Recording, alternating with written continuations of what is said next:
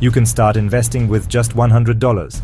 Open a brokerage account. Top choices include Fidelity, Vanguard, or Schwab. Most people think you need thousands to start, but that is not true. Pick a reputable brokerage and complete the quick online sign-up.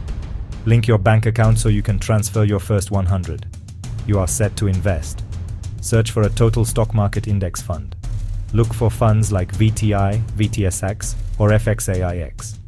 These track the market and keep it simple. Put your $100 in and leave it. No need to watch it every hour. Then, every time you get paid, add 10, 20, or 50. Consistency beats intensity. You are not trying to get rich overnight.